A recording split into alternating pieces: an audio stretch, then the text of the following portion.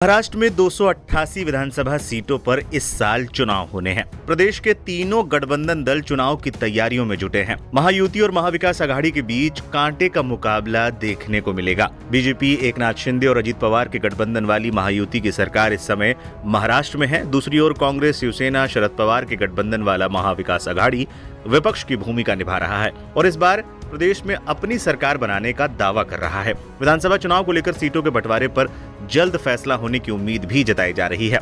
NCP अध्यक्ष शरद पवार ने यहां तक कहा है कि महाविकास आघाड़ी में सीटों के बंटवारे पर चर्चा अगले 10 दिनों में पूरी हो जाएगी। बता दें, मुंबई की 36 विधानसभा सीटों को लेकर भी महाविकास आघाड़ी का फैसला अभी तक नहीं हुआ है। लोकसभा चुनाव में महाविकास आघाड़ी ने मुंबई की 6 में से 4 सीटें जीतकर महागठबंधन को तगड़ा झटका दिया था।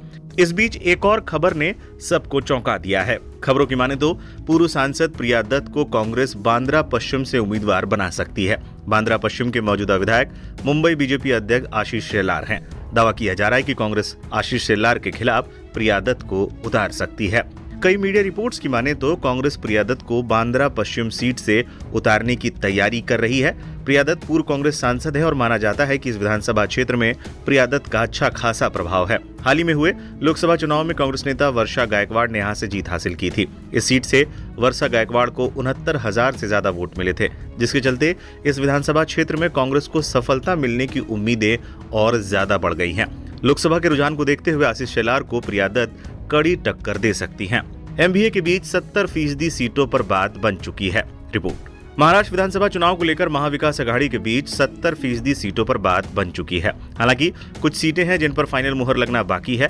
वहीं अब 30 सितंबर को एमवीए में शामिल तीनों दलों की अहम बैठक होनी है। बता दें कि महाविकास आघाड़ी में शामिल कांग्रेस, शिवसेना, यूबीटी और एनसीपी शरद पवार के बीच अधिकतर सीटों पर सहमति बन गई है।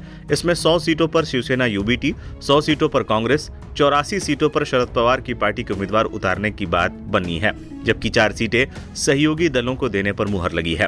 क्या ठाकरे की शिवसेना छोड़ेगी बांद्रा ईस्ट सीट?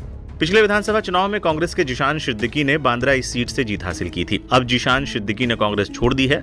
सिद्दीकी ने तब शिवसेना उम्मीदवार को हराया था। अब राज्य में महाविकास आघाड़ी एकजुट हो चुकी है। ऐसे में ठाकरे की शिवसेना बांद्रा पूर्व सीट हासिल करने की कोशिश कर रही है। हालांकि कई रिपोर्ट्स में दावा किया गया है कि कांग्रेस भी इस सीट को लेकर दावा पेश कर सकती है। गौरतलब है कि महाराष्ट्र में इस साल के अंत में विधानसभा चुनाव होने हैं। इसको लेकर सभी सियासी दलों ने अपनी अपनी तैयारियां तेज कर दी है।